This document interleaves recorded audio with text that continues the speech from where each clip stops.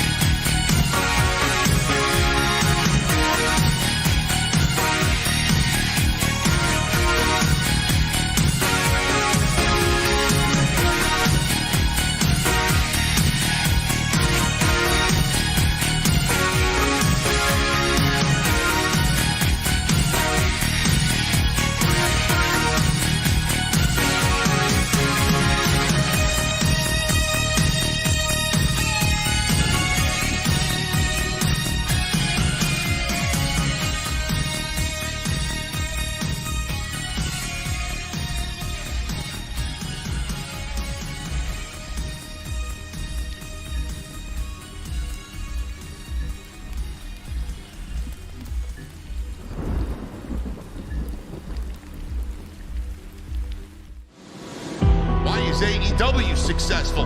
Why is Tony Khan running his promotion better than Vince McMahon and Bruce Pritchard are running Monday night and Friday night? Long-term booking.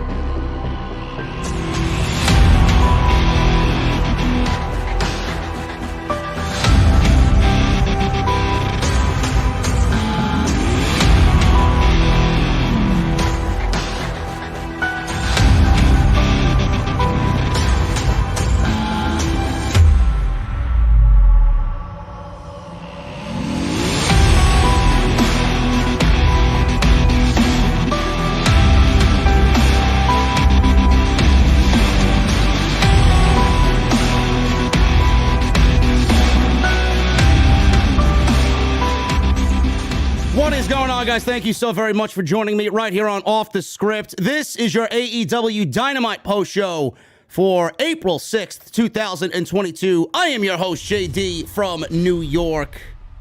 There are no shitty tacos and all the sour cream that you guys want as I'm flying solo tonight. I am JD from New York, and this is Off the Script. Obviously, you guys are accustomed to seeing Jesse on Wednesday night. Jesse is not here this evening because he has personal matters to attend to. Jesse will be back on the show next week, and we will be back together doing our thing on Wednesday night next week. AEW Dynamite, man. Fantastic show tonight. And I'm loving this babyface run by FTR, man. They are absolutely on fire. This may be the best version of FTR that we've ever seen. And I was incredibly high on their work in NXT. As you guys know, I'm black and gold forever, man. Their work in NXT was fantastic. They got called up to the main roster. I was expecting them to be on top of the world in tag team wrestling, man. I mean, the matches were there. Matches with the Usos, matches with the New Day. And it just did not really play out the way that everybody envisioned. Next thing you know, they went from being one of the best tag teams on the face of the planet to shaving each other's chest hair in a shower, being trolled by Jimmy and Jey Uso. No wonder they are in AEW and they left WWE. I wonder what happened there. I wonder what went so badly in WWE. They went into the main event tonight against the Young Bucks, and though it wasn't better than the Briscoes match that they had at Ring of Honor, Supercard of Honor on Friday night, not many tag teams are going to go in there and really duplicate what those two teams did. The only two teams that could ever duplicate what they did on that night are FTR and the Briscoes. Wasn't better than the Briscoes match.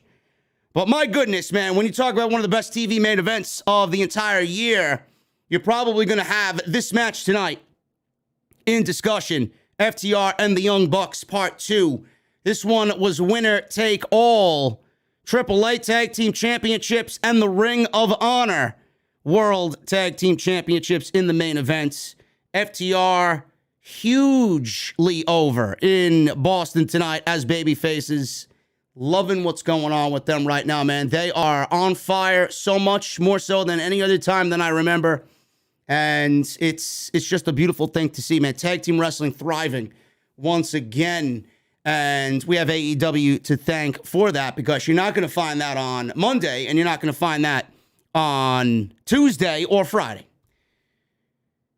Adam Cole is going into another match with Adam Page for the AEW World Heavyweight Championship. This time, it's not at a major pay-per-view. It's not even going to be at Battle of the Belts, which I'm thoroughly confused by, because Battle of the Belts legitimately is next Saturday, and Tony Khan has booked this match not on Dynamite, not on Battle of the Belts, not at a major pay-per-view. Tony Khan booked this match live on AEW Rampage. And we will talk about why Tony Khan booked Adam Cole versus Adam Page for the AEW World title on Rampage after we talk about his great match tonight with Christian Cage. Barn burner of a match to open Dynamite tonight. Really confused by what the decision is to do this match on Rampage. Of all the places, that's the last place that I would put a match of that caliber for the AEW World title. But Tony Khan knows what he's doing. I don't work for Tony Khan, though some may be surprised by me saying that, because legitimately every day, whether it's on Instagram or it's on Twitter or it's in my email or someone in the fucking comment section, you're a shill. No, believe it or not, folks, I do not work for Tony Khan. I wear this hoodie because it's fucking cold in New York City, and B, I look fucking great in it, so that's why I wear it. Very confused as to why that match is happening on Rampage, but Tony Khan's got an explanation, and we'll go over that explanation a little bit later on in the show, but that match is coming. So we can automatically take Adam Cole's name out of the equation when we talk about what Adam Page is going to be doing going on into Double or Nothing. The Hardys. The Hardy Boys, man. Everybody was excited. I was excited. Jesse was not excited. Jesse's a clown. He kind of warmed up to a little bit, but I think him and I would be on the same page tonight about the Hardy Boys, man. I don't want to say it. I love both Matt and Jeff. I think they're great. One of the best tag teams ever. I don't want to come off as disrespectful, and I don't want to sit here and downplay the Hardys and how important they could still be to AEW. The whole Hardy reunion and the whole Hardy Boy act may be already wearing thin. And it's because of the booking of the Hardy Boys.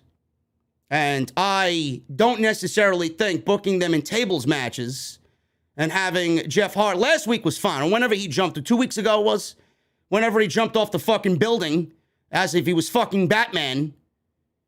Jeff Hardy jumping off the building in Texas and going through a table, which led to tonight's tables match. Don't necessarily think we need to see the Hardy Boys kind of go back in time 20 years ago when their bodies aren't really made for that type of environment in 2022. And whatever they did tonight in that tables match with the Butcher and the Blade, it's one of the very reasons why AEW gets shit on social media. Now, I'm not a part of that. I see it. I don't say anything about it, but I see it. But it's definitely one of the reasons why AEW gets shit on amongst the vast minority of the fucking unintelligent ghouls that reside on social media. This doesn't really help Tony Khan's cause to downplay those whispers and all of those complaints. The match sucked.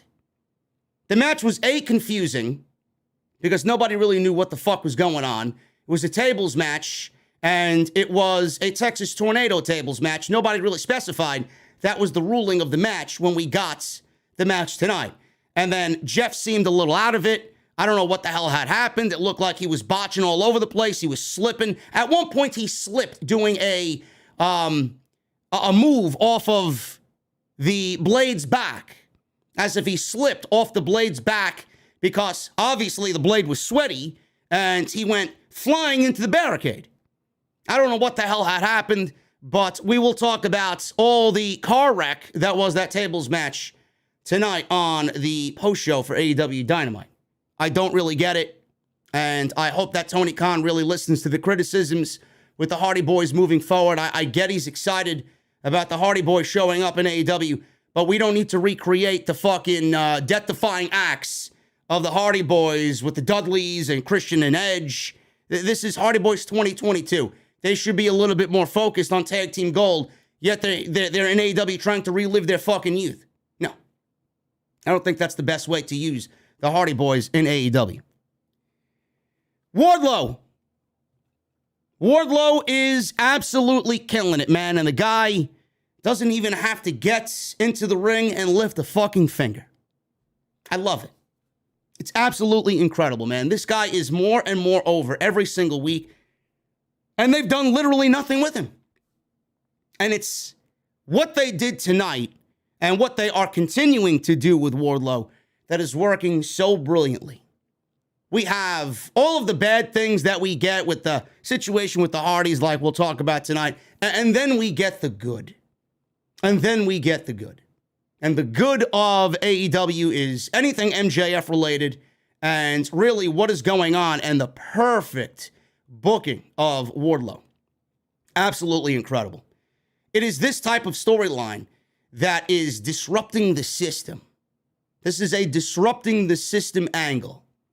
And it's getting Wardlow over to a point where it is definitely WCW-esque. And I mean back in the heyday where everybody was all over WCW, man. They are chanting Wardlow's name louder and louder and louder, just like they did Bill Goldberg during the Attitude Era. It is crazy. And it's a fucking beautiful thing to see, man. You really, really got to sit down and appreciate the level of care that Tony Khan has put into building up Wardlow. It is going to be tremendous when Wardlow finally gets his hands on MJF. Samoa Joe, man. Samoa Joe made his return to pro wrestling on Friday night at Ring of Honor Supercard of Honor.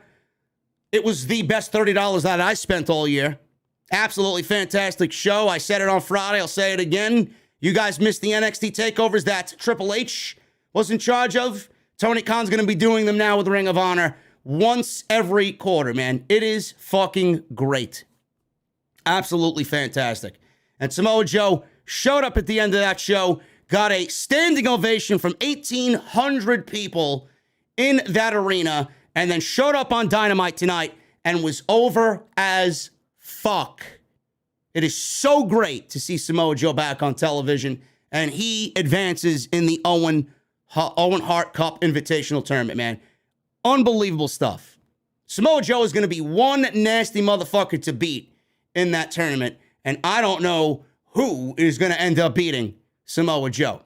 But by the looks of it, with Samoa Joe already qualifying for this tournament, you can already imagine the possibilities of matches that this tournament will have going on into Double or Nothing, man. This may be, just by Joe qualifying tonight as the first male to qualify for this tournament, it may end up being one of the best tournaments that we've seen this decade. It's going to be awesome. So we got a lot to talk about tonight, guys. Again, I'm here solo. Thoughts and prayers go out to Jesse. He is dealing with a family situation. He'll be back on next Wednesday's show, and we are going to do what we do best in the IWC, no matter what, right here on Off the Script. I appreciate you guys very much for hanging out with me on your Wednesday nights, wherever you may be. Today, sponsored by Honey. Join honey.com/offthescript. Make sure you guys go and download the free web browser using our unique link. That is joinhoney.com/offthescript. You guys download it for free. You shop online. You save yourself some money. You put a smile on your face. And you make me happy because you're supporting Off the Script, man. I want to thank Honey, as always, for being a great friend and a great sponsor for many years right here on OTS. We'll talk about my friends over at Honey a little bit later on in the show. Busy week, man. I'm still drained from WrestleMania weekend. God help me if I was actually there in Dallas for WrestleMania weekend. I'm feeling it here in New York, man. Live every single day since Friday, Saturday, Sunday, Monday, Tuesday, live tonight. Tomorrow is the only day of the week that I will have free without being live for you fine people. But there will be an upload tomorrow. I'm still working tomorrow. There's a lot of shit happening in the world of pro wrestling, man. I'm going to get you covered. And I'm going to give you the opinions that you want tomorrow on Off the Script, man. Full-fledged Off the Script podcast coming tomorrow. We got a lot to talk about. Nash Carter released, fired by WWE today. Not really going to get into why, because we don't really know it. We don't really know the situation. And we don't know his ex-wife. We don't know what's going on with him and his friends and his family. We don't know jack shit. But WWE let one half of the current NXT Tag Team Champions, they let him go. So we don't know what the hell's going on there. Toni Storm, there's news on Toni Storm. Apparently, when she quit WWE, she had thoughts of quitting pro wrestling altogether. It's amazing, man, what WWE does to those that are there. And then some people say that WWE is the place to be. Clearly not for pro wrestlers like Toni Storm. Tammy Sitch is in the news. Apparently, she is possibly going to be charged with something. She was involved in the murder of a 75-year-old man with an already revoked license, driving under the influence. She's going away for a very long time, man. Get that woman off the streets, get that woman off the road, get her behind bars, and fucking keep her there. What a disgrace. What a disgrace. And she's in the Hall of Fame and Chyna's not. Go figure. So we got a lot to talk about tomorrow, man. So make sure you guys tune into that. Follow me on Twitter at JDfromNY206. That's Twitter and Instagram. Hit that subscribe button down below. Turn on the bell for all notifications. Hit that thumbs up. I see 1,800 people in the venue tonight, but I only see 518 likes. Why? Why? I don't get it. I don't understand it. Hit that thumbs up, guys. It's free to do so, and it helps me out. It helps me out. Also, Super Chats are open. Get them on in. We're going to hang out at the end of the show. You guys let me know what you think of AEW Dynamite tonight and all the big news and rumors happening in the world of pro wrestling via Super Chats. So get them on in. We'll hang out at the end of the show. And hit that join button, man. Become an OTS VIP. We already got 3 tonight, including the NYC Demon Diva Issa, who could not re-up her membership to the VIP club because she was in Puerto Rico. But now she's back for a couple of days, apparently. And we'll talk to Issa at the end of the show, man. I got to get to work here. So thank you to all the members and the VIPs that just joined right here tonight on Off Scripts. Let's get into the AEW Dynamite post-show, man. Adam Cole, baby. Adam Cole, man. One of the best pro wrestlers on the face of the earth. Should be a future WrestleMania main eventer. But they wanted to make him into a manager. I just read a story tonight via Sean Ross Sapp and Fightful Select. This has nothing to do with Dynamite and nothing to do with the match with Adam Cole and Christian Cage. But the similarities and the stupidity and the unbelievable fucking carelessness with talent and the joke that is Bruce Pritchard just boggles my mind. LA Knight may be getting called up to the main roster. What do you think they want to do with LA Knight? Do they want to have him on SmackDown and really go out there and really give some of that fucking much-needed talent to the mid-card, to the secondary title, for the Intercontinental title? Nah. No, they want to turn him into a manager. They want to turn him into a mouthpiece because they think he's a better mouthpiece than he is wrestler. Yeah, we'll talk about that tomorrow. So he's getting the Adam Cole treatment is L.A. Knight, my boy L.A. Knight. What happened? Bruce Pritchard, man, what the fuck is wrong with you, bro? Seriously. Yeah, MJF's got you on speed dial, man. I may have to hit MJF up to get your number, man. You and I have to have a couple of words, okay? Jesus fucking Christ. L.A. Knight is done. Done.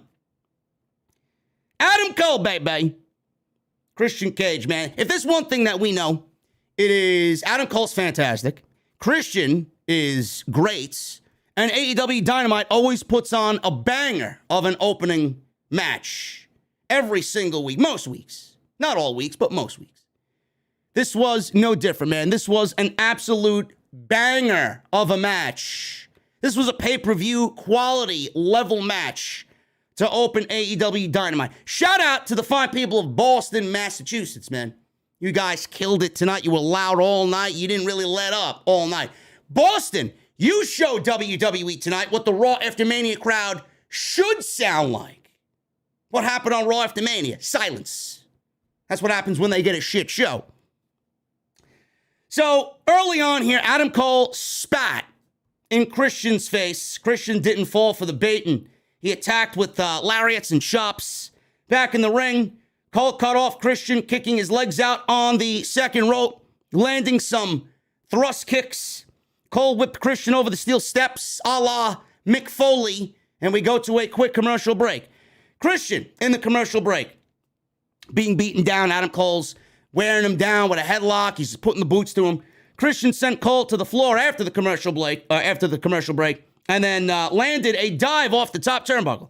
He didn't really land the dive, and Cole tried to take advantage, but Christian regained control and landed 10 punches in the corner on Adam Cole. The crowd ate that up, counting all the way up until 10. The sunset flip followed for a 2. Swinging DDT by Christian, got another 2. Cole countered another sunset flip attempt into a backstabber. Beautiful backstabber for 2. Christian cradled Cole for a near fall and then hit a reverse DDT. Cole rolled out of the way of a diving headbutt. Christian went up top with a diving headbutt attempt. Adam Cole moved out of the way, landed thrust kicks before lowering the boom.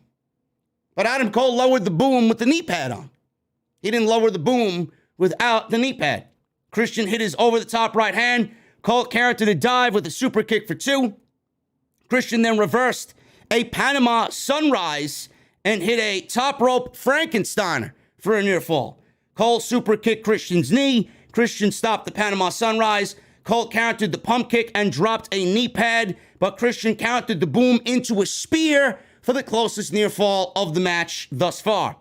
Cole then takes advantage, pokes Christian in the eye, lowered the knee pad, lowered the boom, and got the 1, 2, 3 And Adam Cole, baby, gets another big win over Christian Cage in a great open to AEW Dynamite. At the end of the match, Kyle O'Reilly and Bobby Fish come out and they attack Christian. It is a 3-on-1 situation. Quick, Jungle Boy and Luchasaurus came out to make the save. Adam Hangman Page immediately comes out to save the day. And Cole immediately took the microphone and he told him to stop because he's not fighting him until he puts the AEW title on the line. Hangman entered and circled Cole. Cole didn't really do anything to Adam Page. He just stood there and he didn't throw a punch. He didn't try to take advantage. He didn't try to do anything. He circled Cole and then got right in Adam Cole's face and asked if he wants another match with him.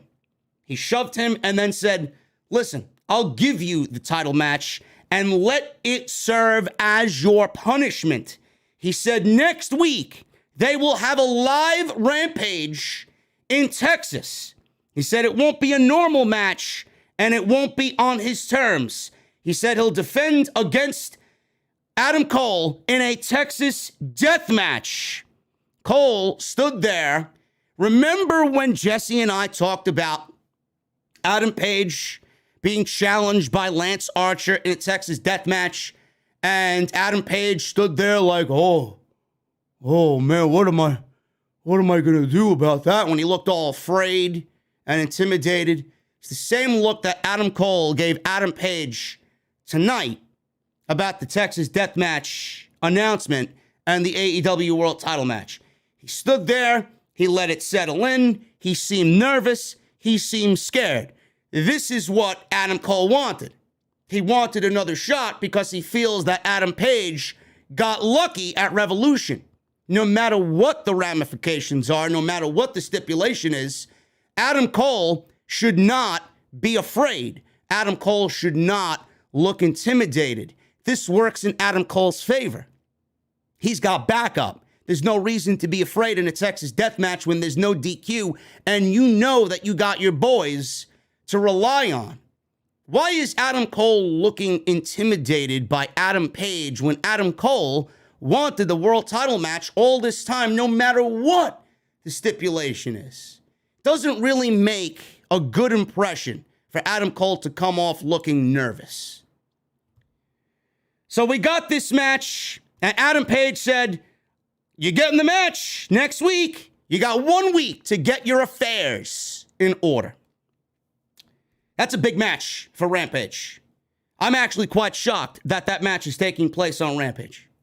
I don't really know why it's taking place on Rampage. The only thing I could really think of logically is that Tony Khan sees the ratings for Rampage. They're not really getting any better. And it has nothing to do with the quality of the matches on Rampage. The time slot sucks. And the show is taped. Nobody wants to watch a tape show. People want to make an appointment to watch your show live to see what you got. And nobody's going to go out there and watch a tape show. I don't know if they watch their shows back. I don't know if they watch it live when they are airing. But the show doesn't feel like an AEW show, man. It feels like a minor league show, to be quite honest with you. They give you 4 matches. They blow through it. Nothing really breathes. They try and pack too much in the 1 hour. Again, nothing really breathes on Rampage. It's boom, boom, boom, boom, boom. They have this quote that they say, it's the fastest hour of pro wrestling on TV. I don't want quick pro wrestling. I don't want quick pro wrestling. When I watched NXT at 1 hour on the WWE Network, it allowed things to breathe. You'd be lucky if you got 2-3 matches on the show. And they let things breathe. Whether it was a debut, a video package, an interview, Morrow selling something to get you excited about a fucking takeover coming up. Whatever the case may be. They let things breathe. I don't necessarily think this is the right match to be putting on Rampage, because what is it going to mean after this week is over? You're going to go right back to a taped Rampage, and everybody's going to forget about what had happened with Adam Page and Adam Cole. You got a Battle of the Belts coming up legitimately the day of the 15th or the 16th. It's April 16th. Next week. Why don't you do this next week at Battle of the Belts? You want to hype a battle of the belts up, but then you don't want to include your biggest belt in the company. I don't understand the logic there. It's like Tony Khan is already booking this second battle of the belts the same way he did the first battle of the belts, and nobody gave a shit about the first battle of the belts because how could you? When the FTW title is on the line on a show called Battle of the Belts. If you're going to do Battle of the Belts, you got to make things make sense to a point where your AEW title's on the line, your tag team title's on the line, or your TNT title's on the line, TBS title's on the line, one of the other. He's already booking the Battle of the Belts show the same way he did the first Battle of the Belts. Don't like it. I don't like this match taking place on Rampage. Tony Khan is making excuses for Rampage not being as popular and must-see as Dynamite. Excuse me. So he was on Busted Open, and Tony Khan made it clear that he plans to go back to his ruthless roots regarding the lineup and make it a stacked lineup for Rampage. Give me 1 second, folks. My allergies are killing me. I don't know why. Last week's Rampage drew 456,000 viewers and a 0.15 rating in the 18 to 49 demographic, but that was up from the March 25th episode, which did 425,000 viewers. I don't really understand why this match got to take place next week on Rampage, or this coming week on Rampage. So we're getting this title match, and it is what it is. It should be a fantastic match. It should be a barn burner of a match. Hopefully they get most of the second half of the show, and we get a great title match out of it. But other than that, I honestly think that this match should be saved for a bigger platform, for a bigger show. Now, I don't really foresee Adam Page losing the championship with Double or Nothing looming in the distance.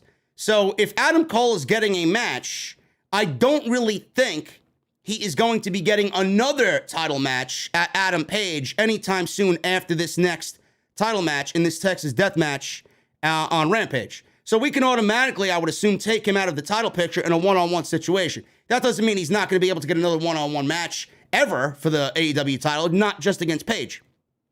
But with Adam Cole more than likely losing this next match to Page, Page will be going into the pay-per-view as the AEW champion. It could be one of the other. It could really be that we're getting CM Punk versus Adam Page, or we could still have Adam Cole involved, and we get a triple threat match with Adam Cole and Adam Page and CM Punk. That's also a possibility. I don't really rule that out until I see what we are going to be doing going into Double or Nothing. But as far as the match is concerned, should be a great match. I don't think Cole is going to win the title. I won't have a problem if he does, because he's a world champion on any fucking show that he's on. I don't really see him winning the title there, and I would wait to do the match at a Dynamite or Perfect Battle of the Belts, but Tony Khan seems to think otherwise there. Samoa Joe. Samoa Joe went one-on-one with Max Caster. He was with Anthony Bowens. Samoa Joe made his ring entrance first. It always amazes me how everywhere he goes, man, Samoa Joe has some kick-ass fucking theme music. He's got some great fucking theme music, man. And they were chanting along to the beat of Joe, Joe, Joe. Awesome. I love it. Joe was one of my favorites. As soon as he made his way into NXT, man, I was excited that Triple H picked him up. After all the rumors of Samoa Joe not really being brought into WWE because Bruce Pritchard looked at him and thought he was fat and he was out of shape and he was overweight and he's nothing more than a fat Samoan and he's not an Anoa'i, right? All of this led to WWE kind of passing on Samoa Joe. You know who didn't pass on Samoa Joe? Triple H. Samoa Joe was one of the best pickups that Triple H had when he was still in charge of NXT. He was NXT champion. He brought a sense of legitimacy. He made the main roster. We got that Brock Lesnar match out of it. I would have put the belt on Joe at Great Balls of Fire, if you guys remember that. That was a great feud, even though it was a one-off. He brings a sense of realism. He brings a sense of excitement that is real. And he brings a sense of legitimacy on any show he's on, and he is a welcomed sight on AEW television. I'm so happy he's back on television in AEW. This is amazing to me, and it makes me a very happy pro wrestling fan. Max Caster. Everybody was wondering what was going to be said by Max Caster via his rap, via his pre-match promo on Samoa Joe. So Joe came out, got the towel around his neck. He's in the ring, no bullshit. He's there. He's fucking mega over. Boston loved him. Crowd was going crazy for him.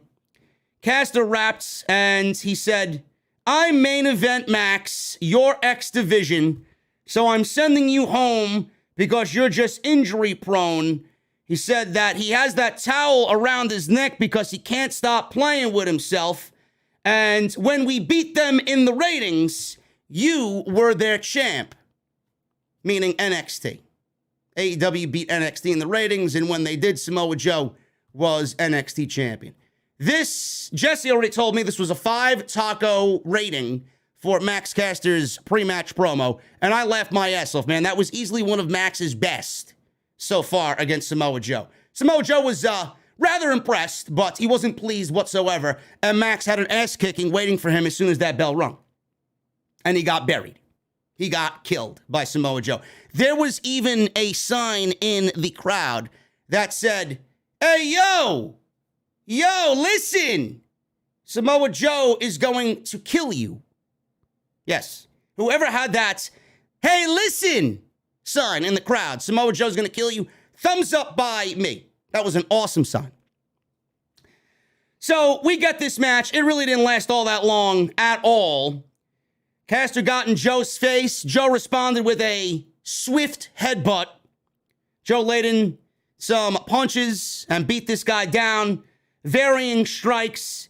He did a suicide dive. Joe's going right into it, man. Threw Caster to the outside. Samoa Joe is a very scary suicide dive, and he nailed a suicide dive on Max Caster tonight in his first outing on AEW TV. He was distracted by Bowens on the outside. This allowed Caster to take advantage with the cheap shot. Back in the ring, both guys go. Caster landed a backhand, which only served to anger Samoa Joe even further, who then took a shoulder tackle by Samoa Joe. This was all that needed, or all that was needed for Samoa Joe. We saw the return of the Muscle Buster for Samoa Joe, a move that was banned in WWE because he almost killed Tyson Kidd with it. So they didn't allow him to do it ever on the main roster in a freak accident. Joe didn't do it on purpose. It was a freak accident. Shit happens. But the Muscle Buster is back, and Samoa Joe wins with the Muscle Buster. 1, 2, 3, and Samoa Joe is the first male on the AEW roster to qualify for the Owen Hart Foundation tournament. I don't know what Tony Khan is planning on doing with this entire tournament, but if Samoa Joe is the first to qualify, I'm already getting visions of some damn good fucking matches in this thing. Honestly. Is Jay Lethal going to be involved? Is Bryan Danielson going to be involved? Is Jon Moxley going to be involved? Is CM Punk going to be involved? Who's going to be involved in this tournament, man? The possibilities are endless for Tony Khan. This is something that I can imagine keeps him up at night when thinking about what he should be doing for the tournament, who he wants to book in this tournament, and what he wants the brackets to look like leading all the way to the finals. It's something that I know would keep me up. The possibilities are endless. And I hope that when we get into this thing and we start the actual tournament, that even before that, I would like to know what the winner of this tournament is getting. Yes, it's great to honor the memory of Owen Hart, one of the best of all time. Everybody loves Owen Hart. Finals are going to be taking place at Double or Nothing, both for the men and the women. But what do the winners on the women's side and the men's side, what do they get? Is it going to be a trophy? Is it going to be something that is like the Dusty Cup in NXT? Do they get a trophy and a title shot? Or is it just going to be a trophy and no title shot? I don't know. I hope it's a title shot. I would like this to be their version of the King of the Ring tournament. And it's something that I wish WWE would do every year, but they're fucking clueless. After what we saw from the last Queen of the Ring and the King of the Ring tournament, I never want to see a fucking King of the Ring or Queen of the Ring tournament again on WWE TV. I want it to be just as prestigious and epic as that. And if there's one thing we know, Tony Khan knows how to book a fucking tournament. Because all the tournaments that we saw so far on AEW have been bangers with some pretty damn good fucking matches. So I'm looking forward to it. Samoa Joe is the first to qualify in the Owen Hart Foundation tournament. After the match, Jay Lethal and Sanjay Dutt appeared on the big screen. They interrupted Joe. Joe didn't even get a microphone tonight. I was disappointed. Samoa Joe didn't even get a microphone tonight. Why? Keith Lee didn't get a microphone on his first night either. Now Keith Lee is not a promo like Samoa Joe, granted, but I would have loved to hear why Joe is back in AEW, why he showed up at Ring of Honor, Supercard of Honor on Friday night. So Sanjay Dutt and Jay Lethal, they attacked Samoa Joe, or they attacked Jonathan Gresham at the end of Supercard. And then Joe came out to save Gresham. But Jay Lethal seemingly is turning heel right before our very eyes. And Lethal said that they respected him more than he respected them. Jay Lethal said he's changed his outlook on life. He said Joe never answered his phone when he called him for 4 months. He said he was calling and looking for advice from his one-time mentor. But he wouldn't pick up the phone for anybody but a billionaire. Oh, I'm sorry, Mr. Lethal, listen. Joe was too busy getting fired by Bruce Pritchard, then getting rehired by Triple H, ultimately getting fired again by Bruce Pritchard for a second time. It's a shame. They had him running through rings of fire down in Orlando. They had him running through bullshit in Stamford, Connecticut. So if Samoa Joe didn't pick up the phone for poor Jay Lethal, I think Samoa Joe has some fucking pretty damn good excuses, if you ask me. So he was looking for advice, but he feels like Samoa Joe only picked up the phone for a billionaire, a.k.a. Tony Khan. He said his first t-shirt should say, Samoa Joe, the Samoan gold digger. He said what most upsets him is that he didn't know Joe was going to be there. He said he would have rolled out the red carpet for him, and Sanjay Dutt said, listen, that's not too late. It's not too late to do that. Lethal said, you know what? You're right. So next week, we're going to give Joe a present he will never forget. See you in New Orleans, says Sanjay Dutt, as the entire promo comes to an end. Joe didn't know what the fuck they were talking about at this point. I was hoping he'd take a microphone and say something. He didn't.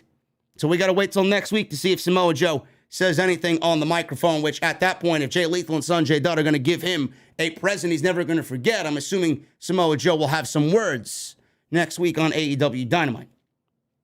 And listen, Jay Lethal, man, you know, a lot of people are still crying that Jay Lethal's not being used correctly in AEW. How do you botch somebody with the talent of Jay Lethal?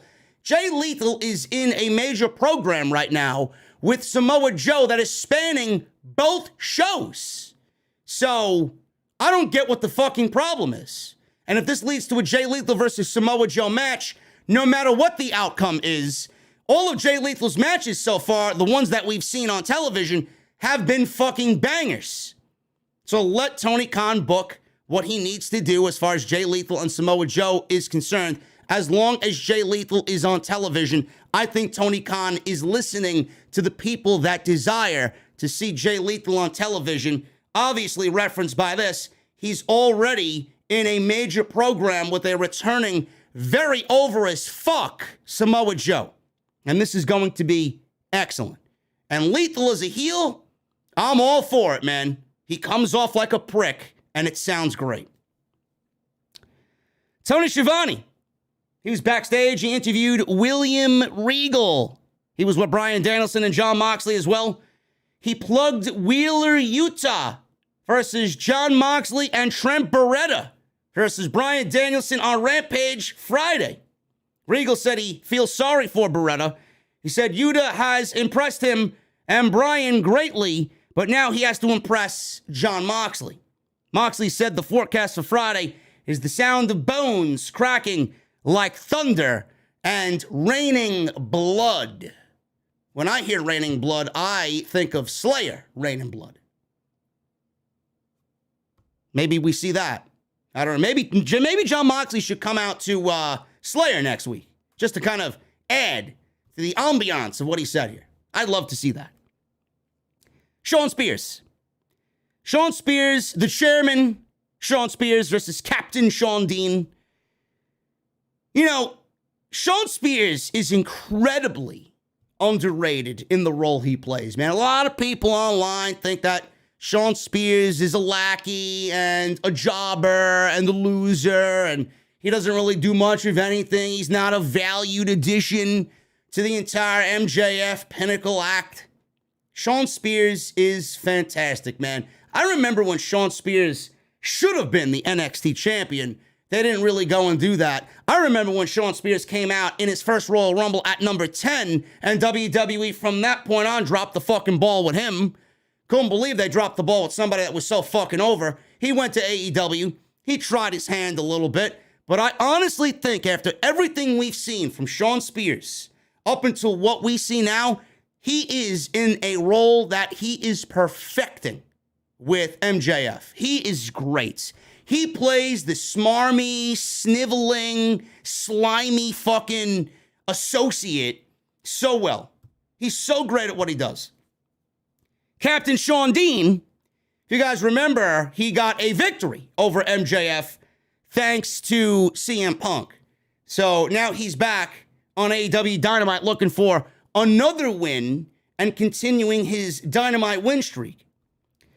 So Shawn Spears sat on the stage. He was doing his whole entrance, got the towel over his head. He's the chairman, got the chair.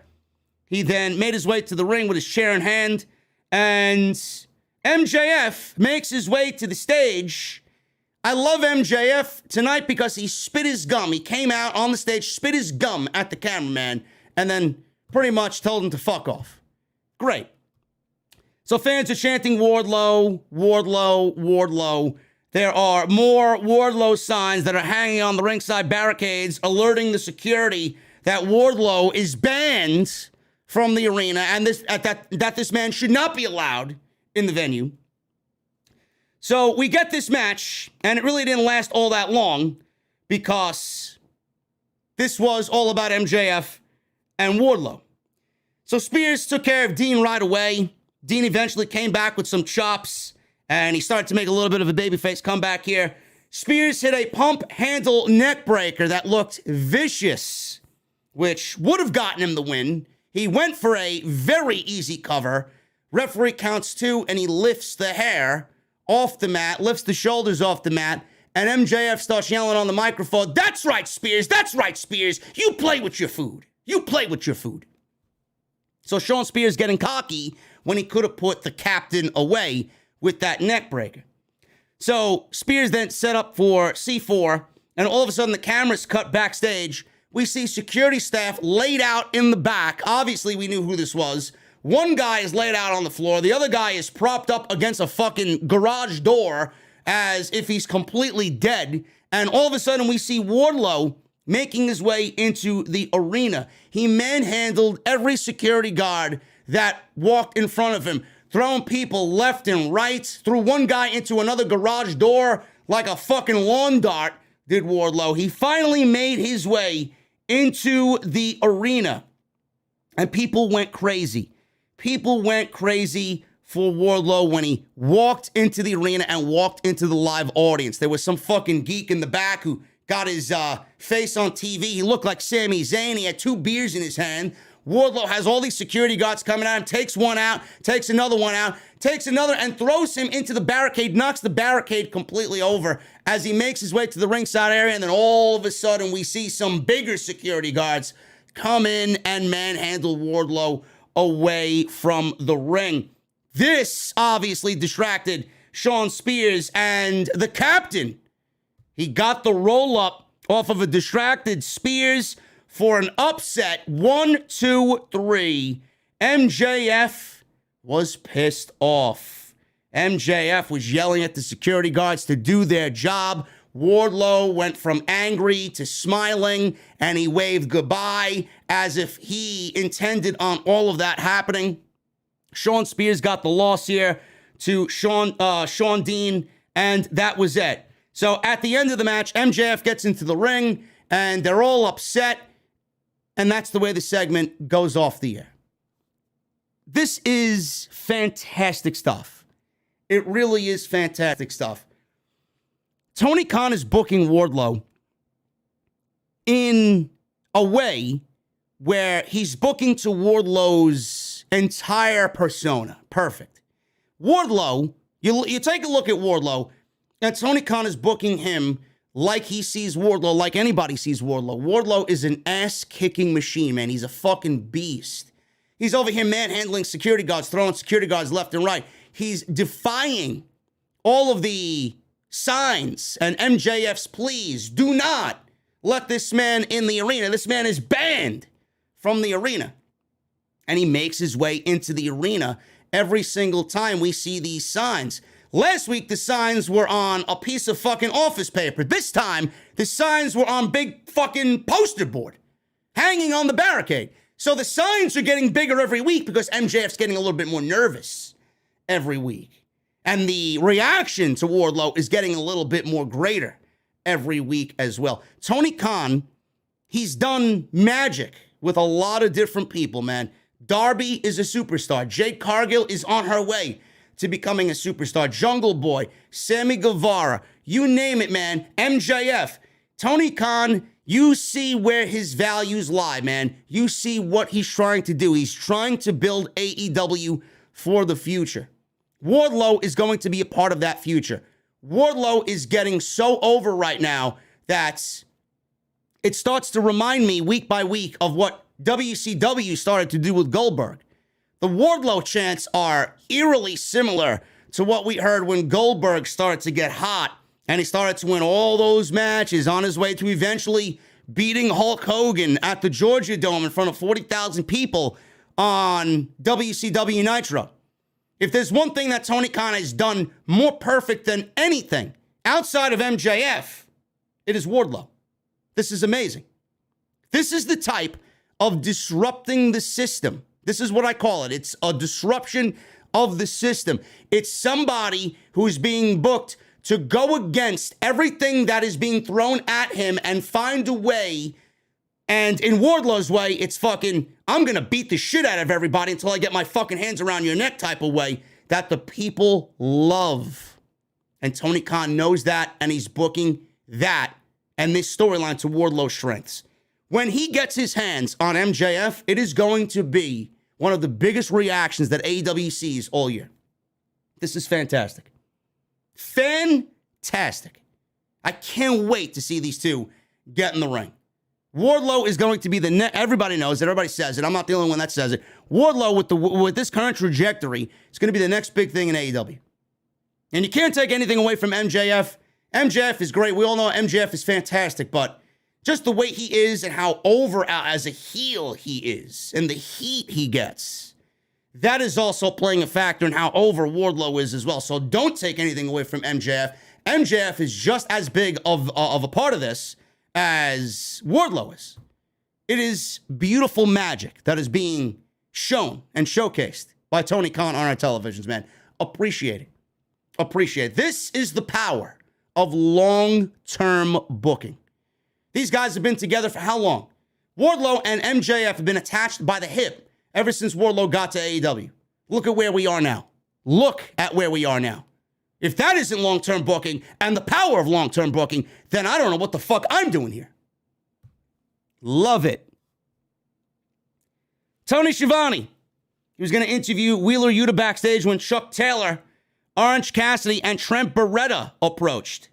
Chuck said he understands that he wants to be the best wrestler he can be, but he can do that with them.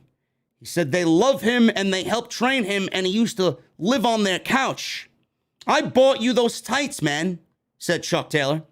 Trent said, I don't love him. I think he's a scumbag and a traitor. He's a turncoat. He told him to watch what he does against Danielson. Learn from the guys you're turning your back on. that doesn't sound like Trent is going to have a good night against Danielson. Trent shoved Wheeler. Chuck stepped in between them. Wheeler told him not to touch him. So it looks like we may be getting a Trent Beretta versus Wheeler Yuta match at some point down the line. And with Wheeler Yuta winning the pure Ring of Honor Championship, I said it on Friday, it may have opened up William Regal's eyes with what he did against Josh Woods on Friday night. And it looks like I was right in that assessment, because Wheeler Yuta, with winning that championship, is now getting a match against the guy that William Regal said is almost damn near impossible to impress. And that is Jon Moxley. So he's already wrestled Bryan, and it was a breakout performance for Wheeler Yuta. Wheeler Yuta went on to go win the pure championship at Ring of Honor, Supercard of Honor, and now he's back on AEW television going up against Jon Moxley. Man, Wheeler Yuta is having the best month of his entire life right now. It's going to be very interesting to see, man. Wheeler Yuta, man, going places. Sammy Guevara.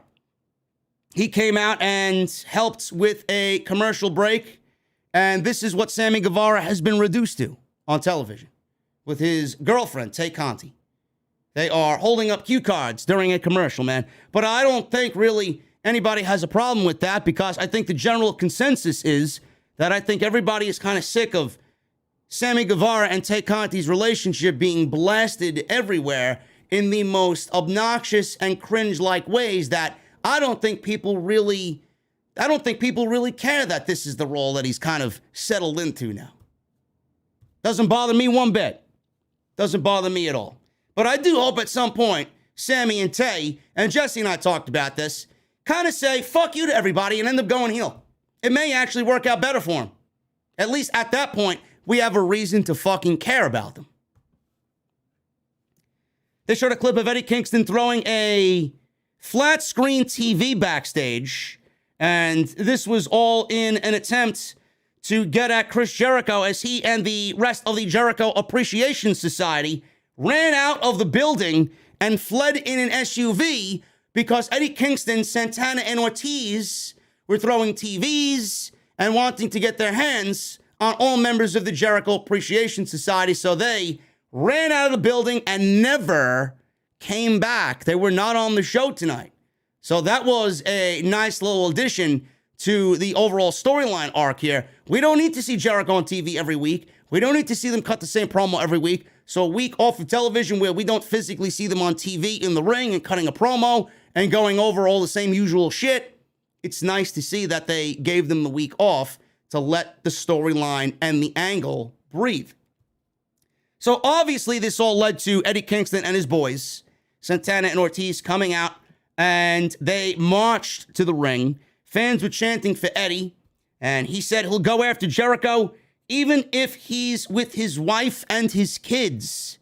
He says, Danny Garcia, bro, I know where you live. You don't think I'll show up at your fucking doorstep and kick your ass? Santana takes the microphone. Ortiz takes the microphone. They both challenge them to a 6-man tag team match next week. So I'm assuming it's going to be Jericho and 2.0 or Danny Garcia and 2.0 against Eddie Kingston, Santana, and Ortiz. Excalibur was wondering if the Jericho Appreciation Society is going to accept this offer. And Ross said, I don't think they have a choice.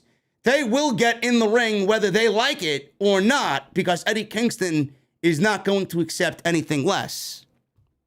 So I don't know how you guys feel about this. I feel like Eddie Kingston and Jericho and Santana Ortiz have been feuding with 2.0 for a very long time. When does it end? How do we end this? Now, I get we just started this because Jericho left his boys in the dust. He turned on Eddie Kingston after promising to shake his hand after the great match that they had at Revolution, but he only left them in the dust to join the people that they were feuding with.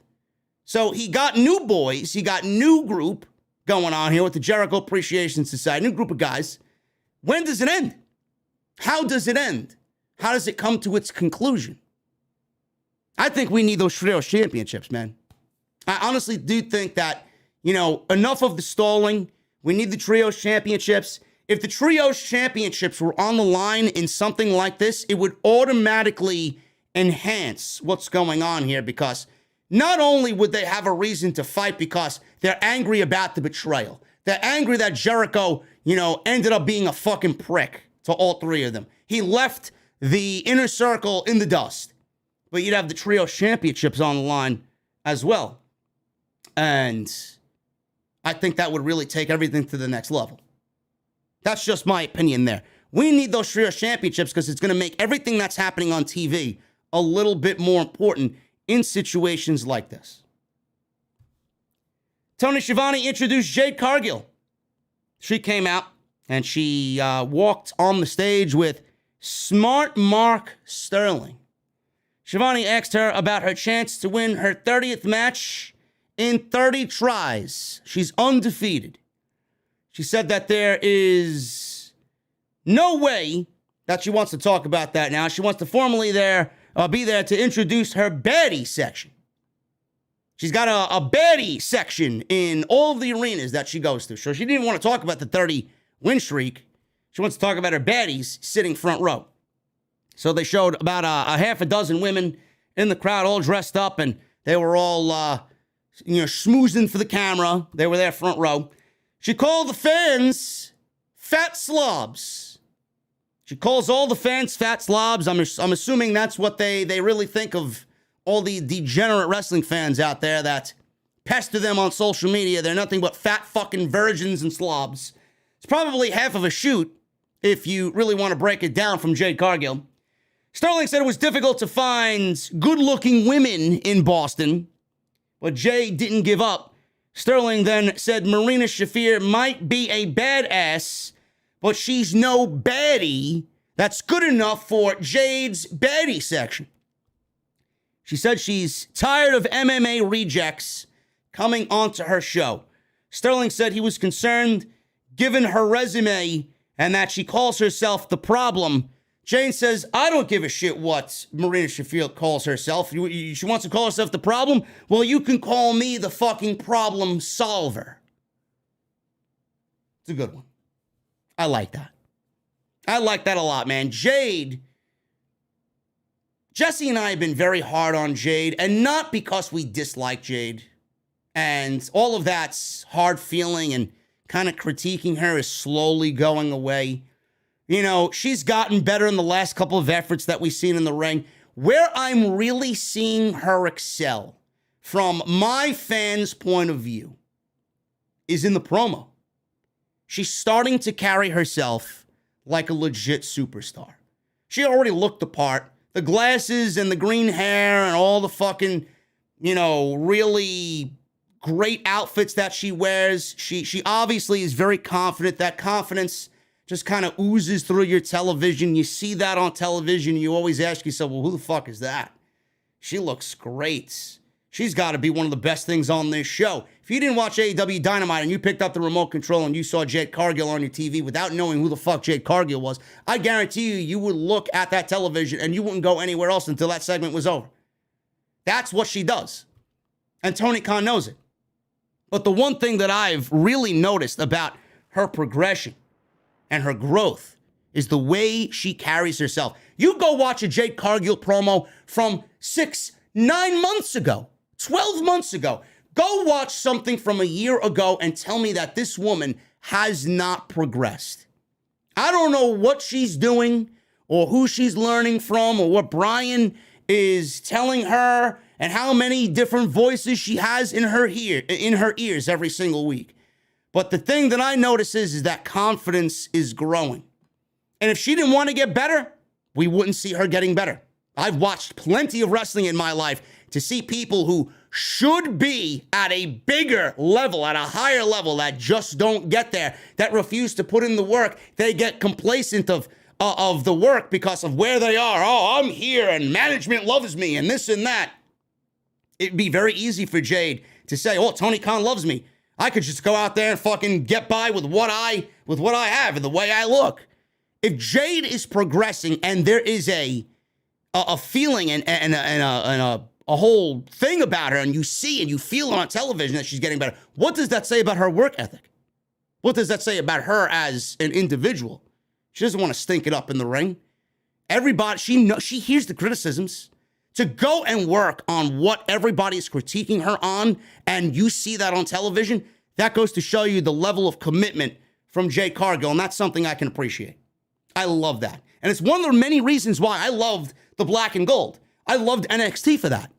Everybody that came in, I loved watching their journey from the ground up to get to that takeover stage and be a face of the brand that Triple H relied on to ultimately get buried on the main roster.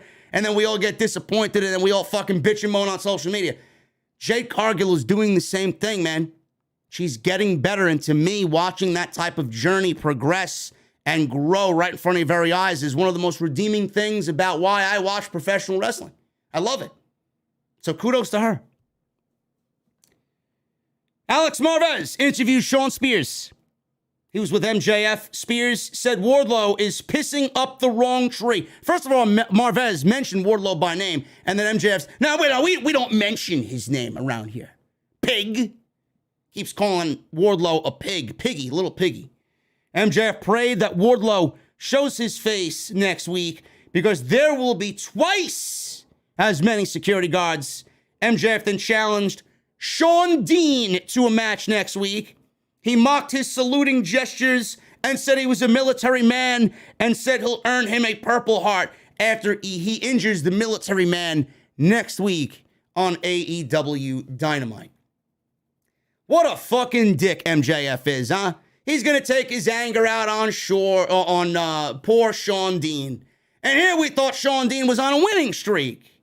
He's ultimately going to hit a wall called MJF next week on Dynamite. We're getting into hour 2 here, man. We're getting into hour 2, and we're going to go over the Hardys and the Butcher and Blade and the mess that was this tables match. Got a lot to say about all of this coming up in just a little bit. I want to thank you guys for joining me solo here on AEW Dynamite and the Off the Script post show, because normally I'm here with Jesse.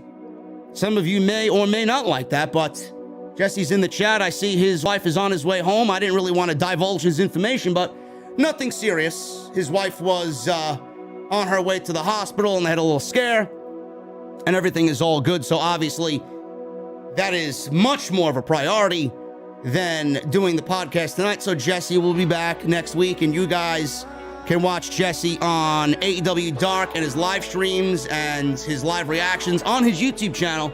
Just go find him on YouTube, Chi-Town Smark. Just look that up on YouTube and you'll find Jesse if you guys are into that type of thing. And we wish him the best, man. He'll be back on Wednesday. Hit that thumbs up, guys. I see Andrew 869 likes in the chat. Let's get 1,000 minimum on the podcast. Get your super chats in. We'll hang out at the end of the show with some cold beverages. Hit that join button, become VIPs. You guys can sit right back there with me. Always great to be a VIP right here on Off the Script, man. You guys get those emotes in the chat. You guys get those badges next to your name. And your first round, and if I like you, your second round is on me. Today's show sponsored by my great friends over at Honey. Join honey.com/offthescripts. Thanks to Honey, manually searching for coupon codes is now a thing of the past. I love shopping online, man. I built this entire operation at home by shopping online and shopping with Honey, man. I save money on everything to give you guys the best podcast in the IWC, and I love saving money. Honey is the free shopping tool that scours the internet for promo codes and applies the best one it finds to your cart. They support over 30,000 stores online. They range from sites like tech, gaming products, popular fashion brands, and even food delivery. Now imagine you're shopping online on one of your favorite sites and you go to checkout and the Honey button drops down from your browser. All you have to do is click Apply Coupons. You wait a few seconds. Honey searches for coupons that I could find for that site, and you guys are going to watch the prices drop. Now, normally what I do every week, because I don't buy tech every week, otherwise I'd be in the poorhouse, but I shop online for my fur babies every week. I get them their favorite food, I get them their favorite toys. I get them their favorite treats, cat beds, you name it, man. I get everything to make them happy, to keep them healthy and happy. And I use all that saving because of Honey. I save money using Honey, man. Honey's found over 17 million members, over $2 billion in savings. So why not you, man? If you're not using Honey, you're straight up missing out. So download it for free. JoinHoney.com/offthescript. That's JoinHoney.com/offthescript. And as you guys always know, man, I don't use anything that I don't think you guys could also use in return. I would never recommend anything that I don't use. So awesome, and thank you guys for always supporting me and my sponsors right here on Off the Script. The Hardys, man. The Hardy Boys are back together in AEW, and they had a match tonight, tables match with the Butcher and the Blade. Now, I knew it was a tables match. And normally from me watching pro wrestling for as long as I have, a tables match usually is when someone goes through a table, the match is over. They didn't really specify what the ruling of this match was, and a lot of people were confused when Jeff Hardy went through a table and the match seemingly continued on Wednesday Night Dynamite. Even Excalibur sounded a little fugazi on commentary, and he didn't even know what the rules were. He sounded lost on commentary when Jeff Hardy went through the table. There were a lot of situations in this match that looked very ugly. It did not look good at all. And this ended up being a Texas Tornado style match, elimination match. So if one guy goes through a table and he's eliminated. So this ended up being a tag team elimination match. AEW usually kills it with these crazy balls to the wall type carnage chaos matches. This may have been one of the worst no DQ crazy matches that they've done since they've started AEW. This completely was unnecessary, and it was one big botch. There were a lot of tables already in the ring because Butcher and Blade, they threw tables in the ring, and then they took another table from underneath the ring and they ripped the legs off the table and wanted to use the legs as weapons when the Hardys came down. Hardys got a big reaction in Boston. Hardys hit a double DDT on Butcher in the ring. They set up Butcher on a table and Jeff set up to dive through it, but the Blade popped up and pushed Jeff down. They kind of put Jeff through the table. Not really. The table folded down. The table did not break. He did not go through the table. He went on the table, and the table collapsed in the middle of the ring. So I don't know if that even constitutes as an elimination because Jeff was not put through the table. They didn't really establish the ruling of this match. So they go to commercial break. Everybody seemed a little bit lost. Once back from break, Matt drove Butcher through a table with an elbow drop. Butcher is now out of the match. It's just now down to Matt Hardy and the Blade. Butcher didn't care, though. Butcher did not care. When Butcher got eliminated, he continued to go on with the match and do a 2-on-1 with Blade against Jeff Hardy. So I have to ask you guys, and I have to ask Tony Khan, I got to ask AEW management, if Butcher was eliminated and he got eliminated only to go to the outside and continue the match in a 2-on-1 fashion, why was it a elimination match? It should have just ended up being when one guy goes through the table, the match is over. They pretty much told you what the rules are going to be. We had to find out what the rules were going to be by Jeff Hardy going through a table, kind of, and getting eliminated. The commentary team didn't know what the fucking rules are. We had to find out it was an elimination match by that botch with Jeff Hardy, only to find the Butcher get eliminated and then continue the match as if it was not an elimination match. So I got to ask, why wasn't this match a regular tag team match and no eliminations? None of it made sense. None of it made sense whatsoever. A huge F, rare F for AEW. So Butcher is out there. helping Blade with Matt Hardy. So they continue to work on Matt Hardy together, and Butcher and Blade tried to superplex Matt through a table that they set up by the timekeeper's area. So this was disastrous. This could have been disastrous. Blade, who was already wrestling and sweating, and obviously there's sweat in the ring, there's sweat on the outside. He's got the wrestling boots on. He stands on top of the barricade as if he is a fucking stuntman, trying to hold his balance. Matt Hardy is over the barricade in the crowd. He obviously has help from Butcher here. They try and suplex him from the top of the barricade, up over the barricade, and through the table. They wanted to win the match. So they do the suplex, they execute the suplex, and there's no table there. There's no table there. Where'd the table go? All of a sudden, we see the camera pan over to Jeff Hardy, who's right over to the left side of what was going on here, and he moved the table away from the camera's vantage point. Again, I gotta ask, why was this an elimination match? They were all still out there, and it's no DQ. So why was it an elimination match? Butcher was still out there, and Jeff was still out there up until the match was over. So Matt, he is blasted on the outside with this suplex. Everybody's selling the effects of being suplexed on the outside on the mat. Jeff and Matt then both hit Twist of Fates on Blade. Jeff hit a modified one. Matt hit the real thing on the outside. Jeff pulled out a huge ladder from underneath the ring. He climbed it. He set it up, he climbed it. And Blade is on a table. They set up two tables side to side, back to back. Blade is on the table. He climbs this thing. He stands on the top of the ladder. He's wobbly, and he's looking to get his footing on the top of the ladder. He doesn't even jump off. He fucking just falls off, and he does this big swanton bomb on Blade through the table, and this is what gets the win for the Hardy Boys. So, I have to ask, Jeff was eliminated. Jeff was eliminated in this match.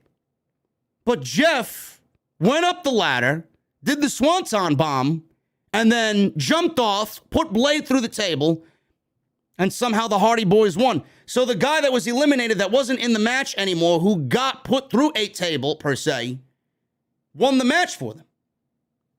All over the place. It was kind of embarrassing, to be honest with you. The lack of rules and attention to detail in this match. Why?